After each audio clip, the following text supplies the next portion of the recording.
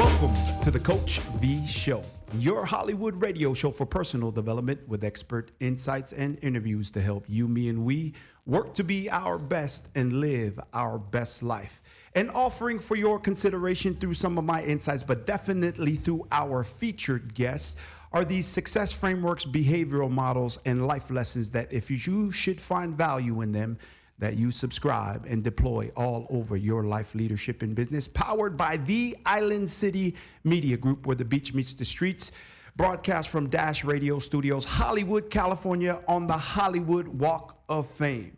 And today we have a featured guest from New Zealand. And if there is an artist to keep your eye out for, it is brother JP, John Paul Foliaki, a proud Tongan from South Auckland, Aotearoa, New Zealand, named as one of the most promising artists to come out of Aotearoa. JP is currently in LA for the promotion of Red, White, and Brass, executively produced by Taika, Waititi, and Carthew. JP made his acting debut. Shout out for the acting deal. That's awesome. Proving himself to be a multi-talented artist. Unlike most artists, JP's path to music and acting has been unconventional, to say the least. In 2019, he graduated with a conjoint degree in law and arts and began working in the corporate field. Despite these achievements, he's felt that his calling was in the arts. Before graduating from the University of Auckland, he opened for international award-winning artists such as Bellinger and Kingston. He then took a short break from music, whilst working in corporate, as balancing the two was a difficult task. After much thought, he made the difficult decision to one of the top firms in the world in hopes to make a name for himself. Since then, the world he's appeared in multiple commercials, directed and produced a sold-out theater show, funded his own music videos, dipped into styling, spoken word, and photography, before finding himself in an acting scene. And this is all in just the last few years, ladies and gentlemen. Today, he is focusing on promoting his acting work, new music, and rehearsing for an Australian tour with Tongan heavy hitters Sionetoki, Swiss, and Blackberry, to name a few. Although happy with his recent success, he feels still has a long way to go in journey, and hopes that his journey can inspire other young Polynesians to follow all their passions and dreams, whatever they may look like. Welcome to the Coach V Show here in Hollywood Studios, Dash Radio. Your boy, JP. JP, welcome to the show, Toko. Yo, thanks, Toko. Thanks for having me, man. Man, automatic. So I knew of you, but I really didn't know exactly what you did until my boy, Ammon Green, shout out my boy Ammon, DJ Green on the ones and twos, brought up, hey man, look up this guy. See, he's in town. See if you want to have him on the show. And I looked you up and I was like, oh yeah. Yo, thank you so much. Don't worry, my family doesn't even know what I'm doing half the time. That's so good. Comedian too, huh? Nah, but yeah, it's been a blessing. Like you're reading out in the Bible. It's been a few years since I jumped out and started pursuing, a career in the creative arts. And it started with music, but also just being on a buzz to try so many different things, whatever that may look like in the creative field, spoken word, styling, even photography. And this is, just for my own projects and things like that. And then, eventually got into the acting gig, and super blessed and happy to be here to be promoting Red, White, and Brass. Yeah. Just came back from Hawaii, back home to Aotearoa New Zealand in the last month. So it's been moving pretty quickly. I just saw an article as well that we got named #1 feature film in New Zealand for 2023, which is me. Yeah. Yeah, with number 21, I think, right now for top New Zealand movies ever. And we're hoping to climb that chart, because I'm like, come on, get that MMT spirit back up, because it's been in the cinema for maybe a month or so. Yeah. Yeah, so trying to get people to keep watching. Let's rewind to the beginning. Yeah. Because my parents are going to go, hey, whose kid is that, right? Let's start with your parents. Yep. Introduce us and talk about your childhood before we get into the career even more. Yeah, true. So my name's John Paul Foliaki, but I just go by JP. Yeah. My name is actually from my godfather, and he's named after the Pope. So that's where my name comes from. I'm Tongan, proud to be Tongan, from Whasi Mawhanga, also from Vava'u, Whalewai, o Tongake. My father's Soane Foliaki and my mum's Emma Wolfgram Foliaki. So my father's from the Mawhanga and Whasi and my mum's from Vava'u.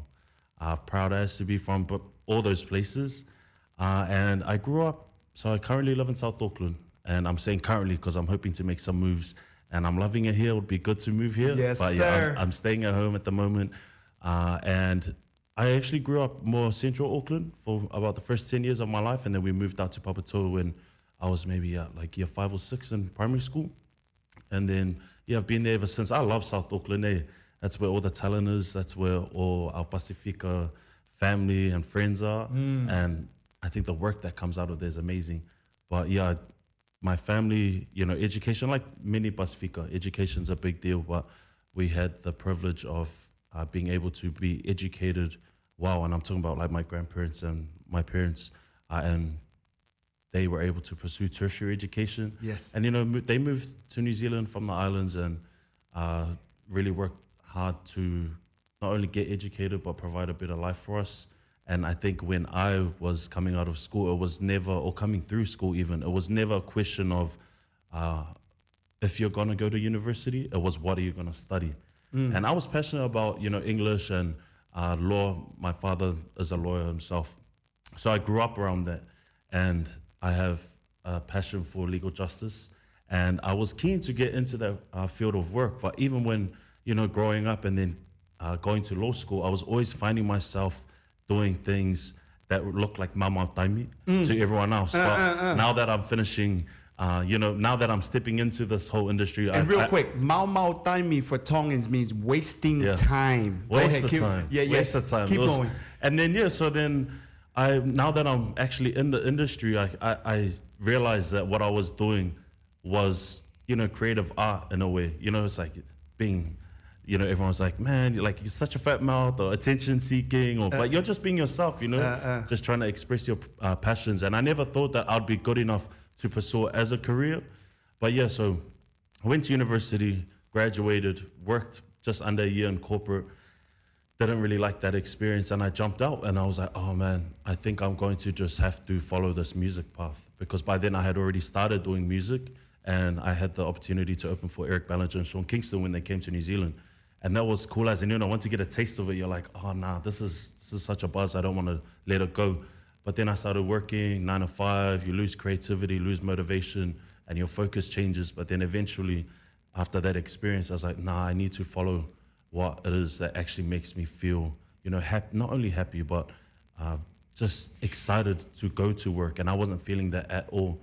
So I left that job, and I think I went there in the first place because I wanted to make my parents' sacrifices worth it, and to show them that I'm grateful for what they've done for me, and that all the hard work and resources and money that they've put in to myself and my siblings and our education, that, it's worth it. So that's why I stayed, and that's why I try to pursue a career in that line of work. But it wasn't really something that made me happy. So I eventually jumped out, and then I just started writing music about that experience because I wasn't really in a good place at that time.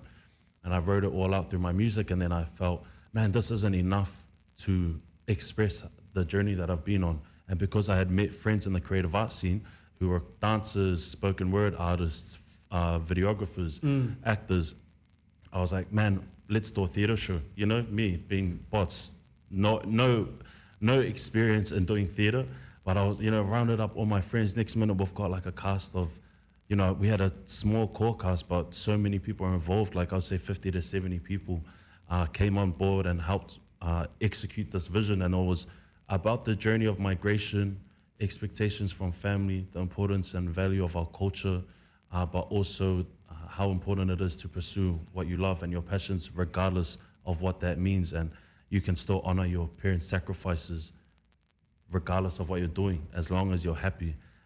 And I think at the end of the day, that's what our families wanted. That's what my family wanted. So I jumped into that, and then did the theater show, carried on my music, and then I just saw an ad for an acting gig.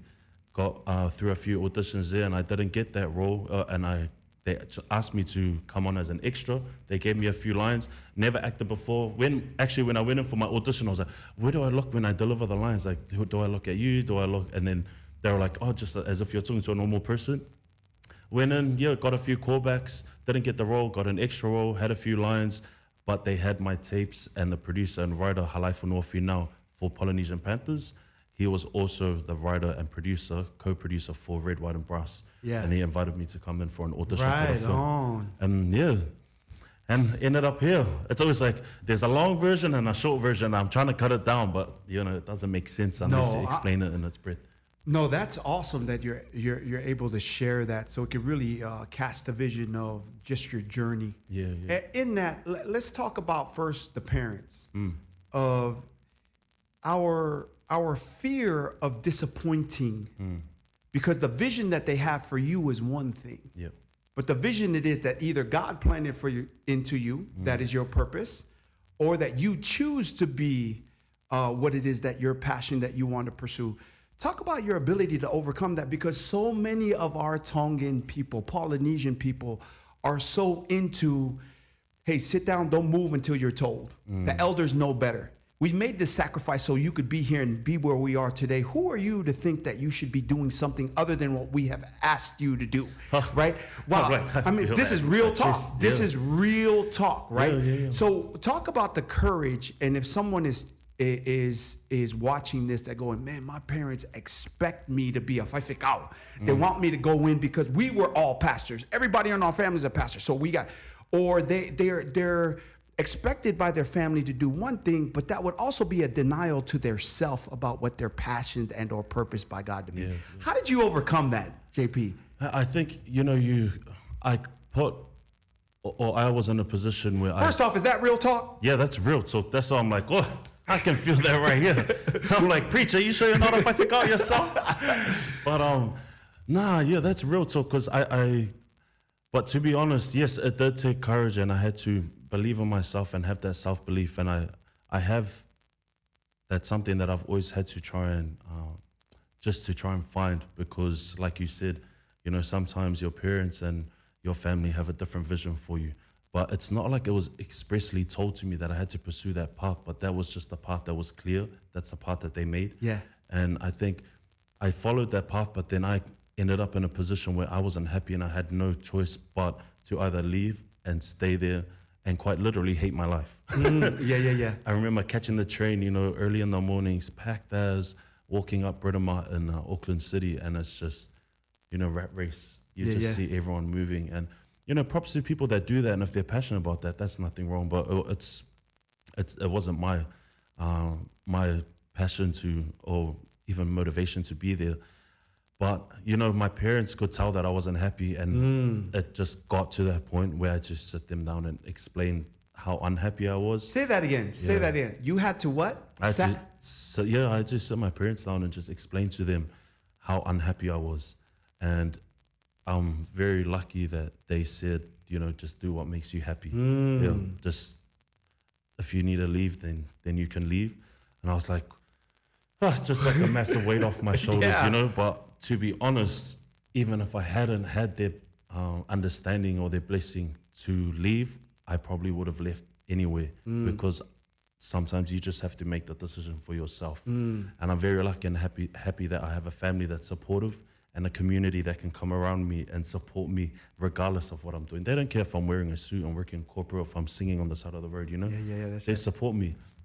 And I felt that love from everyone. So that's right. what gave me the courage and the motivation to step out and do my own thing. And of course, I prayed a lot. And I could just tell that when I was writing those songs, that how it was a healing journey for me in itself. And writing that theater piece, it was, a healing journey in itself. And I could find the courage and the strength to just be like, you know what? I'm just going to do what I want to do. And hopefully I can make my parents proud that way. Very good. So in the personal development that I coach, teach, and train, JP, I define effective communication as the sending and receiving information in the way that it was intended. And that does not always happen in verbal communication. So what I'd like the audience to draw from is that you went to communication instead of just doing it without explaining first and foremost, that's not only how you create buy-in, ladies and gentlemen, but that's how you win hearts and minds. Let me say that again. The corporate world always talks about creating buy-in. But in what we do in Polynesia, either by our dancing, our singing, or our theater, is winning hearts and minds. And you have to do that by being able to effectively communicate what it is that you're thinking and feeling. And oftentimes you can win more support by doing that than being negative, whining, complaining, blaming, right? Or having a bad attitude. Did you find that to be true in your conversations in effectively communicating with your parents? Hey, mom and dad, mom, dad, I know you guys been wanting me to go uni for all these years, but it's not for me, mom and dad. Yeah. Was it like that? Was it like that? For sure. And I think, I am passionate about education. My grandfather, three things that he instilled in all of us was education, family, and church, and God, the importance of our faith. So I did want to go to university. To be honest, at that time, I was interested in the arts, but I still didn't think I was good enough. And so I thought that was the path. But, when it became apparent to me that this was actually something I didn't want to do, at least not yet, my body language wasn't enough. Right. Like, my parents would say like, well, you didn't actually expressly tell us that you didn't want to go down that path. And there was, I'm the type of person that I want to see if I can do it. I want to see if I can work in one of the biggest corporate firms. I want those that are coming up under me. Because at the time I was co-president for the Pacific Island Law Students Association. And I wanted them to see like, oh, JP's done it, so maybe that's something that I can do. And by doing that, that's how it ended up there. But I didn't express it enough, then I had to sit them down and just be like, nah, this is the reality. So you had to communicate about what you were feeling and tried to create not just buy-in, but win your parents' heart and mind, right? Okay, how did you overcoming the fear that most people feel, right? Their self-conversation normally for normal 90% of at least the Americans in America is like, I'm not good enough. I can never achieve that. How did you overcome that fear, JP? A lot of prayer, a lot of talking to my close friends, my village, and also I was writing out a lot, like a lot of just positive affirmations, where I see myself, what I want to do. I got tired of seeing people and being like, how do they do that? I want to be there. I want to be doing that. And I just, I prayed and did the work. And I still got a lot of work to do. Before people are like, does this guy think you want a Grammy? No, but that's real talk. To overcome the fear it is that you have for something, you have to continually do that thing. And then you realize, oh my goodness, I can write. I do have the value. I can sing in front of people. I can act. If someone else can do it, so can I. And maybe you have not seen the people it is that look like you that's doing the thing you want. But should you do the thing it is that you want? If you want to be a motivational speaker to Fortune 1,000, 500, 100 companies like me, you got to go out there and do it. And that's the only, you have to do it. And if you want to be a basketball player, Steve Adams, Tongan brother in the NBA, you got to go out there and play basketball and overcome your own fears. But the first fear that must be overcome is not the critics and the haters, but our own self-doubt. It's definitely yourself. Talk about that, and then real quickly, anything else about how you overcame that fear? And then we're going to go into your project currently and finish off. It was definitely a lot of prayer and a lot of talking with my close friends. The good thing about our friends, my friends, they love to have fun. They know how to party and enjoy each other's company, but they're really hardworking. And I've seen also the work ethic that not only they have, but my family and my parents. I just had to apply that to a different line of work and realize that I can make my family proud doing something else that might not be down the education or the professional route, but at least they can see that I'm happy. And, I'm happy that this early in my career, I've been able to have a film to show them that it was worth it and this is what I'm doing. Yes. And, it's good to have courage, and a little bit of naivety as well. Because, sometimes they're like, when you have family that do creative art, they're singing and dancing or doing film or acting, but they don't have a, tangible project for them to look at. So I'm happy that I could, one, have the courage to do it, but then also carry that out in the line of work and actually produce stuff for them to see. Talk about the project of why you're here in Hollywood now, please. About a minute, please. What you got? So Red, White, and Brass, it's Red, White and Brass is a film on a young Tongan superfan, and it's so the year's 2011. Yeah. And the Rugby World Cup is happening in New Zealand, and they're looking for pre-game entertainment. The Wellington City Council went down to churches and looking for, Tongan groups to help open up the World Cup. And they went down to this one church and said, hey, we're looking for entertainment. And then this one guy, Maka, said, oh yeah, we've got a marching band, we can do it. And then they were like, okay, cool. That's you in the red outfit, the marching band on your IG. Yeah, okay, yeah. Okay. And the Wellington City Council was like, okay, cool. Of course, they don't have a marching band. They've never played instruments in their life. So the movie just follows their journey. It's kind of like a Cool Runnings type storyline, drumline, but make it Tongan MMT, And yeah, it just follows their journey on how they actually get to the Rugby World Cup. There's a lot of themes in there that are so clear and relative to the Tongan community, but also across different ethnicities and different nationalities, which is why we're here in Hollywood promoting the film. Very good. Congratulations on that. And then I'm going to be checking it out. My kids are a quarter Palangi, quarter Uli, and half Tongan. So we're going to be watching that. We're going to check that out. And then talk about how do people get a hold of you on your social media handles, and what projects can we expect from JP in the future?